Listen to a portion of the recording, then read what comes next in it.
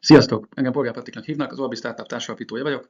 Ebben az egy perces videóban szeretnék gyorsan elmondani a koncepciónkat. Valamennyien vidékről származunk, ahol a free zöldség adott volt, azonban rájöttünk, hogy nagyvárosi rétben nincsenek elterjedő olyan kis eszközök, amik lehetővé tennék, hogy az otthon elérhető free zöldségeket megtermesztjük. Ezért hoztuk létre az Orbi koncepcióját, ami egy beltéri növénytermesztés létrehozó okos eszköz. A kerék formája az abból lehet, hogy így a legkisebb egységnyi felületre vonatkoztatva a legnagyobb termést tudjuk produkálni.